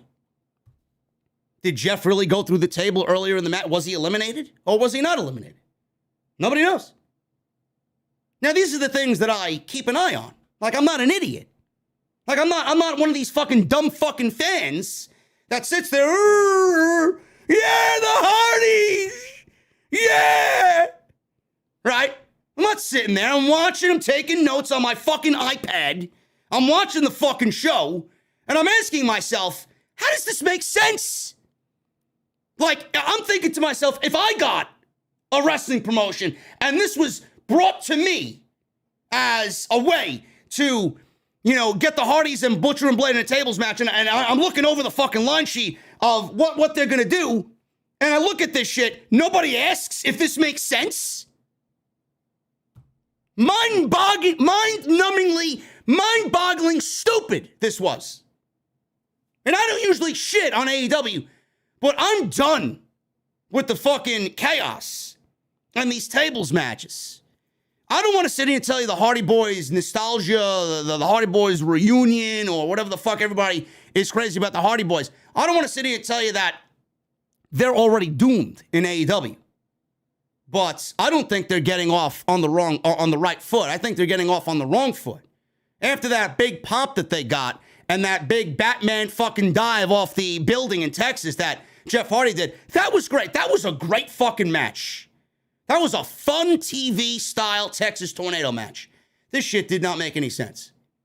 I get that Tony Khan is excited. I get that Tony Khan is fucking probably jumping for joy that he's got one of the best tag teams in the Hardy Boys in his company. But that doesn't mean you have to get the Hardy Boys in your company and all of a sudden start booking them as if they're fucking 1990 fucking Hardy Boys. Give me a break. It's not going to work that way. The Hardys are banged up. The Hardys are even... Matt Hardy's lucky he can even fucking walk. Jesus Christ. Jeff is banged up. You got this guy jumping off 30-foot fucking ladders 2 weeks in a row. Tonight, going through another table to the concrete through another human being. Why? You brought the Hardy Boys into AEW to fucking have them jump off ladders? I don't want to see them jump off ladders. I don't want to see Matt Hardy do anything ladder related after the fucking incident we saw him jumping off a fucking crane. Remember that? With Sammy Guevara? I don't want to see nothing like that again. You got the Hardy Boys in AEW for one reason and one reason only, and that is tag team wrestling. The Hardys are known for their ladders and their stunts and their fucking no fear. Can we go and do something a little differently? Get the Hardy Boys in the ring and let's start this reunion off on the right foot. Wrestling. Get them in the ring and show everybody why they were one of the best tag teams ever. Seriously. Time to get them on the road to gold. Not going through fucking tables every week. It's going to get boring very quickly, and it's already kind of leading down that road. I don't want to see it ever again. After the match was over, the AHFO came out. They walked out to the ring. Don't know why. This is another thing that needs to go away completely. Andrade came out. The bunny, Alex, the assistant, was there. Private Party was there. Sting's music played. He came up from behind them on the ramp and bashed Private Party with his bat. He threatened Andrade. Andrade positioned Bunny in between them because Sting is not going to hit a lady, right? So Andrade doing the one thing that is completely a prick move. Using the female as deflection. Oh, you're not going to hit me. I got a female guarding me. She's my protector. So it looks like this feud is still not over. I don't know why. More Andrade and Darby, please. The rest can go away. Backstage, Christian and Jungle Boy with Luchasaurus were standing by. Christian looked frustrated, threw a water bottle in the distance, and stormed off in the middle of the promo. Jungle Boy made fun of O'Reilly and Fish, including mocking their dumbass cauliflower ears. And we got Jungle Boy saying that they are tired of them sticking their noses in their business week after week after week. So, you know, I know the rankings are usually the way to do things, but we are going to put our titles on the line against you because we're sick and tired of you. And that's going to happen next week for the AEW Tag Team Championships. Jungle Boy and Luchasaurus, Jurassic Express. They are still Jurassic Express to me, minus Marco Stunt over there, against Red Dragon next week for the AEW Tag Team Championships. Should be another barn burner of a tag team match. Shivani stood with Jamie Hayter and Tony Storm. Everybody's looking forward to this match. I wonder why. Chat, why are you looking forward to this match? Is it because that Tony Storm is a fantastic professional wrestler and Jamie Hayter is a physical professional wrestler and you think that their styles will mesh completely, right? You think their styles are going to be great together, right? Why is there such a fever pitch for this match? I'm trying to put my finger on it, man. I can't, really understand why this match is so exciting to you guys. Seriously. I know more so than anybody that Tony Storm is going to be an asset to the AEW women's division. Jamie Hayter is a great asset to the women's division. But what is the reason behind it? See, I need to know. You guys got to fill me in, man. I'm an old timer. I just turned 40 this year, man. I got gray in the beard. I don't know what's going on, man. I don't. Anyway, they're there with Tony Schiavone, and he thanked them for agreeing to no physicality. He said they might end up facing each other later in the tournament. Hayter slapped Tony's hand aside when she went to go shake hands and said that her star power and momentum stops with her. She said that she deserves to win. Tony called her sweetheart and said, "This is only the beginning." I don't know, man. Looks like we may be getting a pretty damn good match between Toni Storm and Jamie Hayter. Should be good. Julia Hart. She came out with Brian Pillman Jr. and Griff Garrison. She went one-on-one with Hikaru Shida tonight in a qualifying match for the Owen Hart Foundation's women's side of the tournament. Julia Hart came down with the Varsity Blondes, and rather quickly, the Varsity Blondes were kicked out of the ringside area. Not by the referee, not by the official, but by Julia Hart herself. Now, Julia Hart is wearing that eye patch over her eye. It's her left eye. And I don't know if you guys noticed, but the blackness of the eye is not getting any better, folks. The blackness of the eye, or whatever the eye issue is, it doesn't seem to be, quote-unquote, healing. Julia Hart's cheek, right underneath her eye, the left eye, right about over here, is all darkened, man. It looks black and blue. Now, unless Becky Lynch kicked Julia Hart in the eye at WrestleMania, I don't know why she would have a black eye underneath the eye patch. So the mist from Malachi seems to be working wonders on poor Julia Hart. Now, why the attitude issue? Why did Julia Hart have this attitude issue? She got really nasty with the Varsity Blondes, man. Griff Garrison and Brian Pillman Jr. kicked out. Get out. Get out. She did one of these hand gestures, so get out. Now, why is she angry? Is she angry because she wants to get more piece of the action on Jesse? Like she doesn't really like Jesse and his tacos? Maybe Jesse made her some really, really, really bad guacamole, and she's upset about this. Maybe she actually enjoys sour cream on her tacos. I don't know. I have to dig deeper into this, man. A full-fledged investigation needs to be had. I don't understand why the sweet girl next door, Julia Hart, all of a sudden is getting nasty with the two guys that have always really stood by her side. So I'm very curious, all playing aside, all joking aside.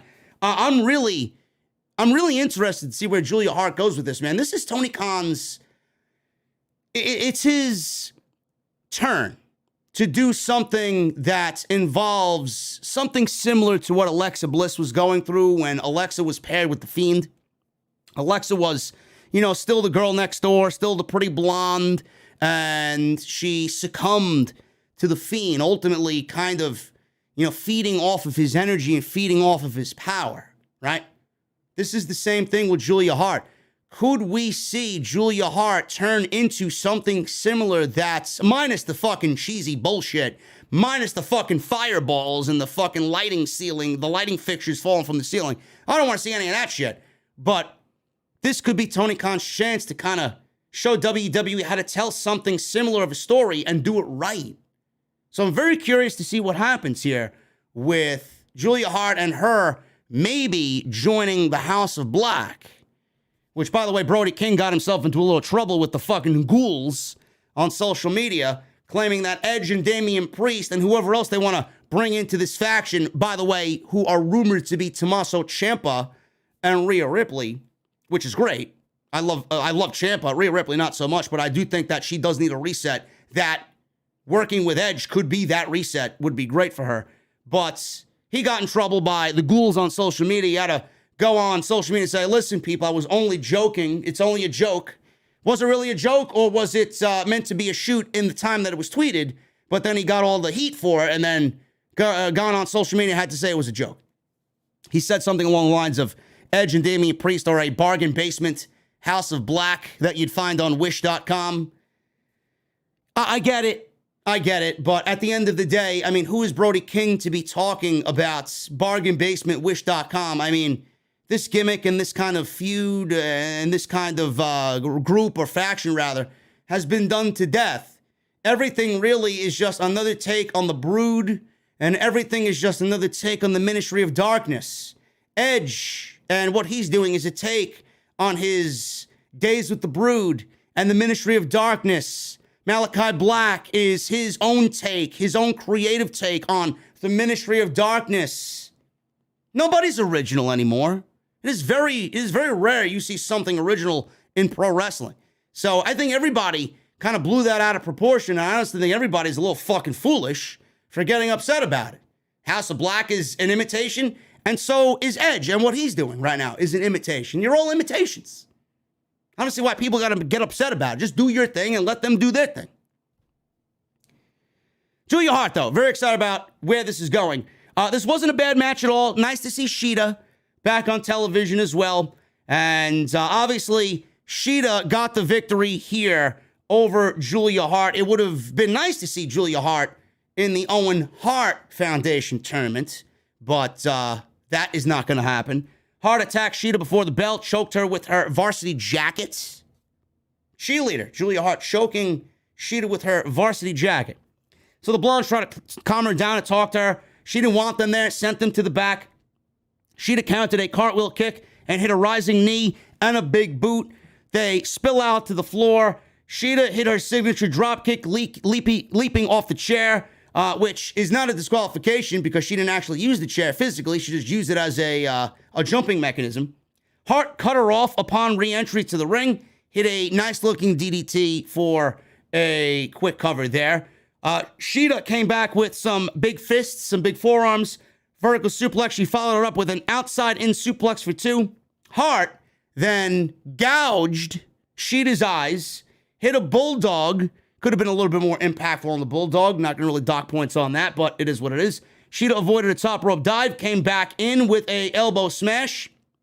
Falcon Arrow is what finished it off, and that was it for Hikaru Shida. 1, 2, 3. Falcon Arrow gets the job done. After the match is over, Serena Deeb, she's in the ring with a steel chair, and Shida has her kendo stick. And they have a stare down and a stalemate. They kind of circle each other. None of them swing their weapons, but Shida backs down, and Deeb, she's standing there kind of licking her chops and smiling. Don't worry, bitch. I'm going to get you. So we may actually see this match like I had predicted in the tournament, and that should square away anything that these two women still have left on the table. I do think that their final match will be a match that takes place in this deep into the tournament. And I don't know who's going to go over, so we'll see what happens there with Serena Deeb and Hikaru Shida. But more Deeb on my television is always a good thing. Marvez interviewed Swerve Strickland about being at the Grammys on Sunday, who, by the way, they did not do anything in regards to Joey Jordison of Slipknot, who passed away last year. They didn't memorialize him at the Grammys, but everybody else that had passed, and just recently, the drummer for the Foo Fighters who passed away, God rest his soul, they were all memorialized at the Grammys, but Joey Jordison of Slipknot, nothing. Kind of lame. But the Grammys are not really taken all that seriously. I mean, who the fuck watches the Grammys? The Grammys are a fucking useless award. Nobody gives a shit about the Grammys anymore. And by that act, I don't see why anybody would ever give a shit about the Grammys.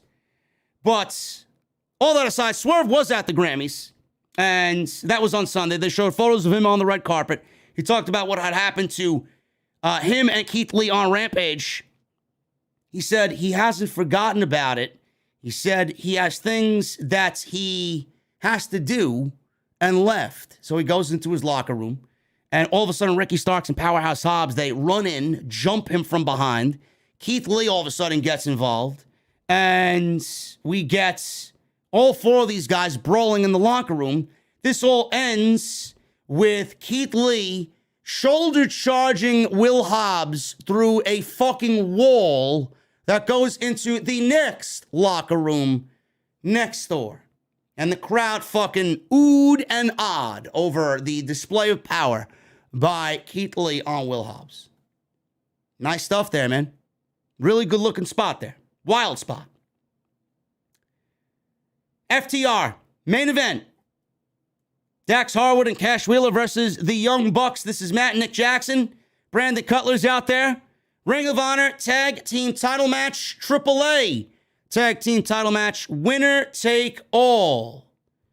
Ring of Honor ring announcer Bobby Cruz did the ring introductions, and they gave these two teams a lot of time on the main event spot for Dynamite. This was great. This was great. It will probably go down as one of the best AEW Dynamite main events all year. We only get 52 of them. So this will definitely be in the discussion for one of the very best of the entire year when the end of the year comes. This was better than their last match, I think. I think it was better than their last match. And I believe their last match was at Full Gear 2020, if I'm not mistaken, or was it in Daly's place? Maybe Full Gear 2020 was at Daly's place. So it was at Daly's place. So we got that, and I think it was a little bit better than their last match. As far as the comparison between this and the Briscoes, this was not better than the match that FTR had with the Briscoes at Ring of Honor. I mean, that's on a planet of its own. I can't even tell you right now which I thought was better between that at Ring of Honor on Friday and the Bucks versus Page and Omega at Revolution. So, FTR right now, no matter how you want to swing it, they are right now probably the best tag team in the world. And it's a long time coming that they're finally getting their fucking flowers and their credit. They've been so great for so long, but you never really seen it or realized it. Why? Because they were on AEW, because they were a heel team. All you need is one match like the one that they had with the Briscoes that gets everybody talking. And that's exactly what that match did. It took them to the next level. It took the Briscoes, who are arguably one of the best tag teams on the planet as well, in that discussion. It took FTR and the Briscoes to the next level in tag team wrestling. And they were already at a high level. The Young Bucks are up there as well. AEW's mission statement, right from the very beginning, is tag team wrestling. You're going to see a lot of tag team wrestling in the main event on Dynamite. That was one of the first things that the mission statement had been about. Tag team wrestling. I love this. This is exactly what I want to see in every fucking promotion. This is exactly what I want to see on Monday and Friday night. We don't get it. But this is what I want every week. Tag team wrestling. A great tag team division is better for everybody. FTR is fantastic. Their babyface run is already on the road to being a thumbs up run. The crowd was so into them tonight. And they're going to continue getting those reactions because their body of work speaks for itself. This is their moment to show everybody that they are the best tag team in the world. Everybody like me knew that already. For the people that didn't know it, now you're seeing it. This was fantastic. Excellent, excellent main event. Cash and Matt started off and wrestled around. Cash landed a big shoulder block, forcing the Bucks to kind of take a step back and rethink their strategy. Dax and Nick tagged in. Nick was frustrated, threw his headband at Dax. Dax put the headband in his trunks and tossed it at Matt. Obviously, you knew what that meant. So they all faced off in the middle of the ring now, all four of these guys, after a little back and forth exchange. We got a big hockey fight. The Bucks isolated Dax and then Cash in the ring with a hip toss drop kick combination. Cash fired up with a double clothesline. FTR at one point put the Bucks in a simultaneous sharpshooter. Not spine buster, sharpshooter. So there were simultaneous sharpshooters on the Young Bucks. The Bucks fought out, and they took Cash, and they started isolating Cash in their corner of the ring, and they were just going at him with offense. They continued to beat down Cash through a commercial break. They were completely in control. We get back from commercial break. Cash tripped up Nick, sent Matt to the outside. He leapt to tag in Dax, and Nick floored Dax with a super kick. Some miscommunication here from the Young Bucks led to Matt running face first into a barricade. This allowed Cash to tag in Dax Harwood. Dax ran wild on both Bucks. Crowd eating it up, going crazy. Suplexing one on top of the other. He cradled Matt for two, and then they exchanged more cradles back and forth. Dax hit a stuff pile driver, planting Matt Jackson right on his head for a very close near fall. Cash suplexed Nick on the apron. Dax swept out Matt's legs on top of the turnbuckle. Dax hit a powerplex or superplex, but Nick stopped Cash follow-up with a springboard top rope Frankensteiner. So all four men are down in the ring. Bucks hit their bulldog dropkick combination, which looked perfect. Nick went on to do his signature offense. I always thought Nick Jackson has very explosive offense, man. Some of the best you'll see in a tag team element. Dax turned the moonsault into a brainbuster on the floor. Cash hit a gory bomb in the ring for a near fall. So the referee is distracted here. The Bucks hit Cash with a low blow. So Nick distracted the official. So that led to the low blow spot.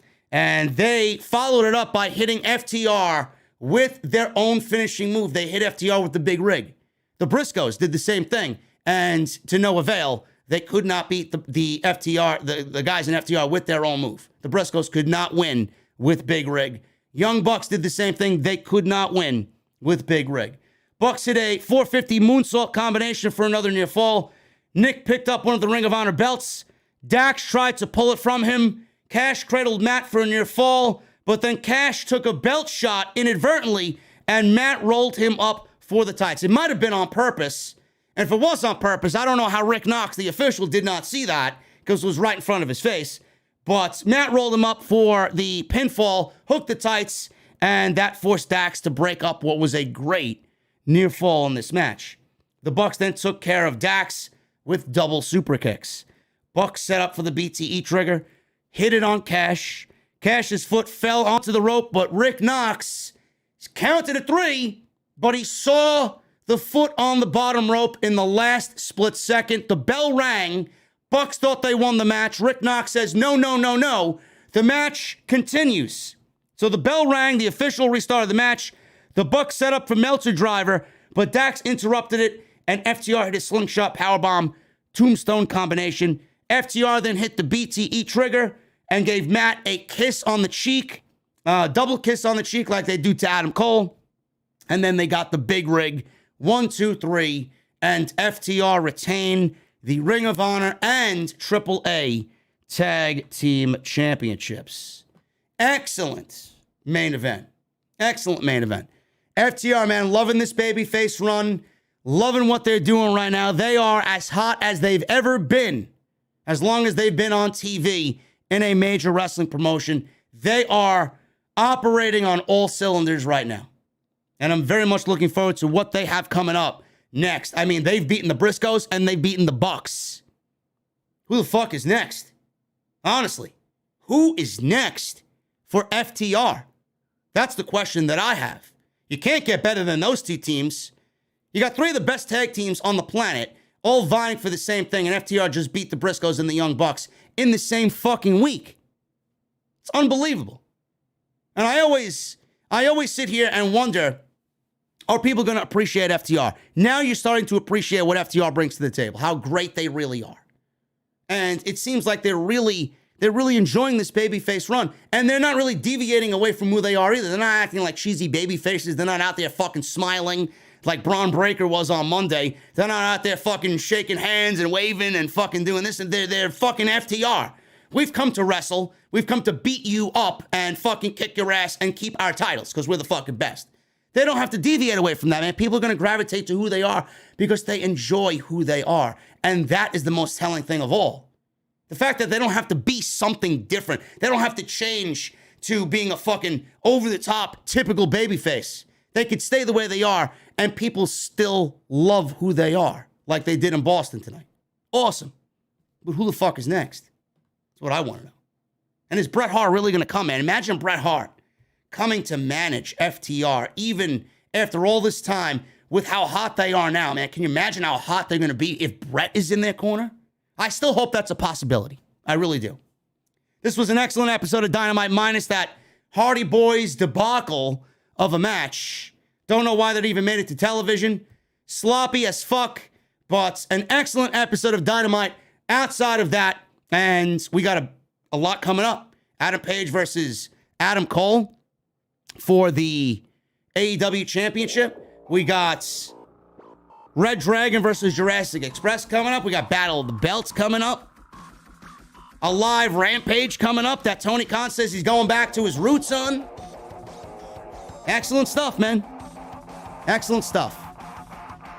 Hopefully you guys enjoyed the review, man. Let me know what you think of everything that happened tonight via Super Chats, man. Get your Super Chats in. We're going to hang out in just a second. Thank you for the 2,100 in the venue tonight. I appreciate you. It's been a long week. My voice is still not 100%. And we got more work to do tomorrow, man. Never stops here. Continue to hit that thumbs up, guys. We got 1,000 likes. I appreciate you very much. Hit that subscribe button down below. Turn on the bell for notifications. And make sure you guys go check out all the other videos that you might have missed, man. Tons of content. And check out my sponsor for today's show, man. joinhoney.com/offthescripts. You guys want to save some money with Honey? Go do that, man. Seriously, it's the best thing possible for you. If you want to shop online, you're going to save some money, and a lot of it, using Honey. joinhoney.com/offthescript. Let's get into the Super Chats. We're going to start at the top. Tony Brown with a $4.99 Super Chat. Shida is hot. She's a very attractive woman, Tony Brown. I have no doubt that you have great taste in the ladies. Michelle Moran with a $2 Super Chat. Think Paige gets another win over Cole next week? Yes, I do. I will say it again. If the match is happening next week on a live Rampage and Battle of the Belts is happening on a Saturday, I don't know why the match is not happening at a Battle of the Belts. Which I'm assuming Battle of the Belts is taped. And I don't really want to watch a taped primetime wrestling show at 8 o'clock on a Saturday night. Joseph Taylor with a $5 Super Chat. Dynamite was amazing. Jesse, your tacos suck. Put some sour cream on it. And Jesse, is that Bill Goldberg behind you? Joseph Taylor, Jesse wasn't here tonight.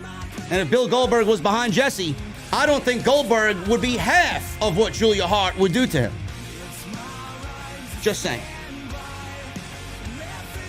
MGM Bolin. You think Julia took a power drill to the eye with how long she's worn that patch? Maybe Jesse did something he hasn't told us about.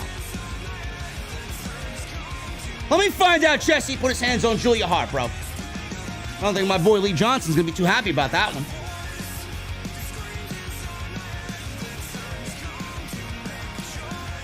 AEW Mark 2018 with a $2 Super Chat. Julia with black paint on the cheek. House of Black confirmed. Long-term booking, bro. Long-term booking. Justin becomes a new member. Justin's sitting VIP right back there with all of you fucking crazy savages, man. Over 500 VIPs. The place to be. Thank you, Justin. What are you drinking, brother? Man of 1,005 holds with a $2 Super Chat. FTR is the best damn tag team right now. Absolutely agree. Absolutely agree, bro. The NYC Demon Diva, my good friend Issa, becomes a new member. Issa, what are you drinking? Malibu and Coke? What are you drinking? Pina colada? Want something a little harder than a pina colada? No, you don't drink Malibu and Coke. That's a LeBar drink. I love my boy LeBar, man. That's a pussy drink. Jesus Christ. Yeah, me and LeBar gotta go hit the bars again, man. We gotta show him how it's done. All three of us. Issa with a $2 Super Chat. She says, in New York City for a few. If I don't see you, I'll be mad. Let's set something up. Set something up. I got a lot to do this weekend, but a sex on the beach. There you go. How could I forget a sex on the beach? A little tied up this week, but hopefully you're around next week. Maybe we'll do something.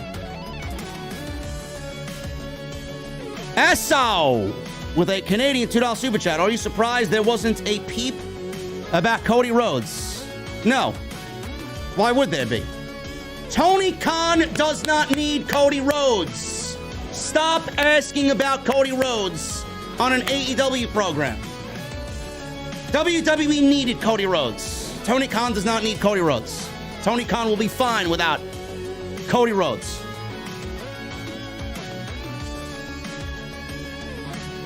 The guy with the animals with a $5 super chat. Finally tried some Bullet Bourbon, and now I'm hooked. Cheers, JD. Listen, man, Bullet Bourbon is great.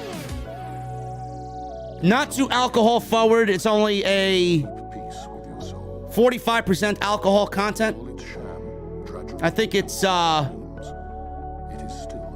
no, what is it? It's not I forgot the proof. Let me look it up now that I'm on the internet. Bullet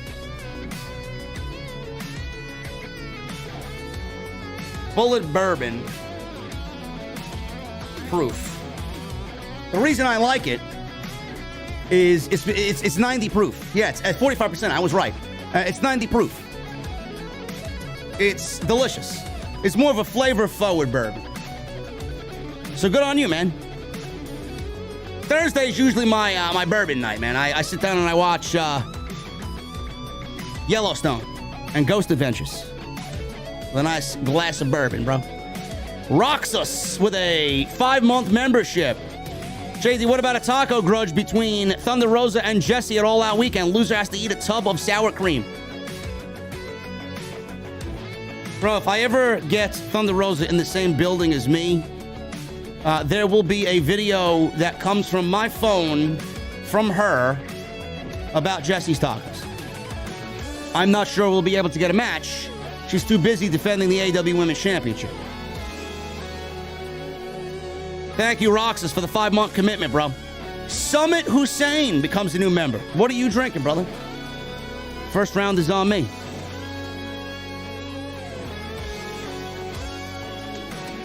Omega Kong with a $100 super chat.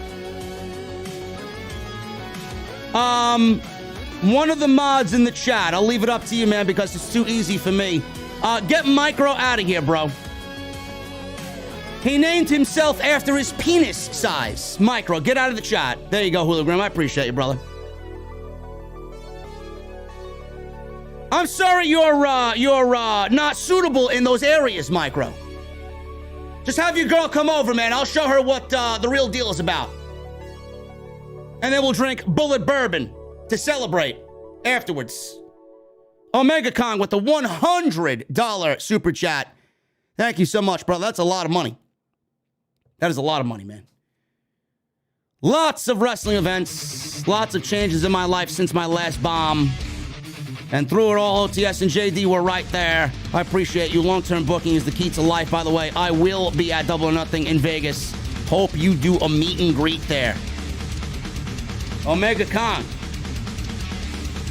Omega Kong, listen, I am going to try my damnedest to be in Vegas, bro. There will be a meet and greet if we get to Vegas.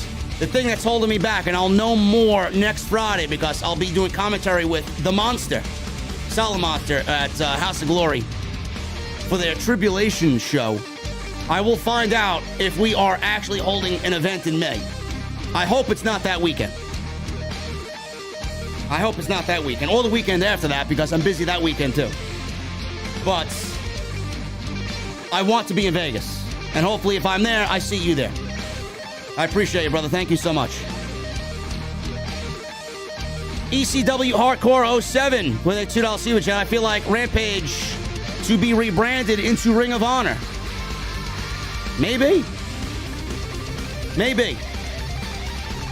It's not a bad idea either.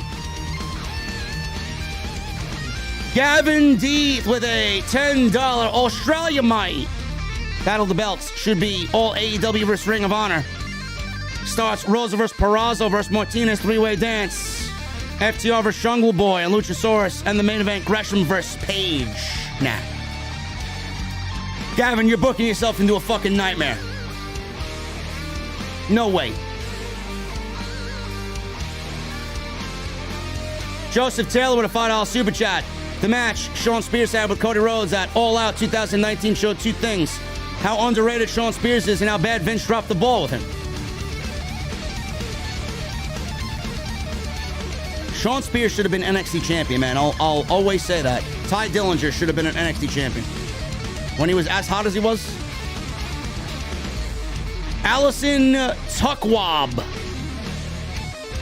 $4.99 super chat. How is Tony Khan going to run everything now How is it going to keep up with everything? He's going to need people to help him with her zone business. Listen, Allison, I don't think we should really doubt Tony Khan. I did bring this up several times. I don't want him to wear himself thin. But I think after what he did with Ring of Honor, I don't think there's any doubt that Tony Khan is going to give us the best shows possible. But I do think that he should delegate some of the responsibilities so not everything is on his plate. Maybe he works better that way. Some of these guys just work better with all that shit just coming at him, man. Brian Edwards, 7-month member. Thank you for the recommitment to the VIP club, Brian Edwards. Hey, JD, are you excited for Braves opening day tomorrow? Indeed. Hopefully they can repeat as champions. I don't think they'll repeat. They definitely have the team to, but it's very tough to repeat in the MLB. And I think they actually have a better lineup without Freddie Freeman. They got Matt Olson and Marcel Ozuna is back. Ozuna was a fucking stud, bro. Magician Sapphire with a $10 super chat. I haven't super chatted in a while, and I agree. Jade has definitely improved in a rapid way. It's wild how she's getting better while Omos still wrestles like a sack of concrete. Bro, Omos is shit. Never compare Omos and Jade Cargill. Anybody. Thank you, Magician. It's always nice having you, bro. Jacob Donnelly with a $5 super chat. Jacob was at Dynamite tonight. Just got home from the show, and man, it was awesome. Boston sure loves AEW. The Pro Wrestling Podcast. Jamie Hayter versus Tony Storm equals cake. What type of cake are we talking about, bro? We talking about birthday cake, Carvel cake, ice cream cake, creme brulee cake, cheesecake? What type of cake are we talking about here, bro? Yes, I know. Philip Newton with a $1.99 super chat. JD, this is for Jesse. I'm glad his wife is okay. We all love Jesse. Julia Hart and Lee Johnson don't. And after I tell them exactly what he said tonight about them, I don't think they're going to like him ever again. Next time that they're in Chicago, bro, you thought last beating was bad. Holy shit. Thank you, Philip Newton. Jesus with a $9.99 super chat. Just finished watching Dynamite. My God, what a show. AEW has been killing it. Always a great Dynamite, man. There's never a bad Dynamite. It's either really good, average at best sometimes, but always excellent. Big Bad Lone Wolf. Your thoughts about FTR going for AEW Tag Team Gold, JD, with a $5 super chat. I like it. Just give them all the gold. Just give them all the gold, bro. A $4.49 super chat in the UK from someone who's simply known as the letter C. JD, what do you think about the Twitter timeline talking about WWE tag teams are better than AEW tag teams? I think everybody in that thread is a complete fucking zero IQ internet geek. Don't even bother. Do not engage. Do not engage. Unless you want your IQ to dip into the levels of which the person who started that thread, his IQ, where it is, you don't want it to be at that level. Oz Inglorious with a $5 super chat. Sorry, friends, nobody's hotter than Thunder Rosa. Great Dynamite, great stream, long-term booking, AEW for life. You know, Oz Inglorious, I'm not even going to combat you on that, bro. Rosa's in my top 3, bro. Tyler B with a $4.99 super chat. Great show tonight, JD. Punk wins belt at Double or Nothing. I think so. I think CM Punk is going to wrestle Adam Page at Double or Nothing, and we're going to get a new world champion in CM Punk. And the Summer of Punk 2022 will be underway. We got the Summer of Punk with Cena. We got the Summer of Punk last year. We're going to get the Summer of Punk this year, man. The Summer of Punk should be trademarked. It's going to be a thing. I got nobody to yell at, man. I got nobody to yell at. Jesse's not here. Issa's not here. Well, maybe Issa could start bartending, man. She's back in New York City for a few. Maybe she'd come to the venue and bartend, man. Marcus Gunn with a $2 super chat. Can't wait for Double or Nothing, JD. Me too. And Double or Nothing's gonna be fucking awesome. AEW pay-per-views are usually excellent. D'Angelo Hayes with a $5 super chat, sending you around a bull of bourbon. Angel's Envy is another great bourbon. Oh, I'm very familiar with Angel's Envy, bro. I'm very familiar with Angel's Envy.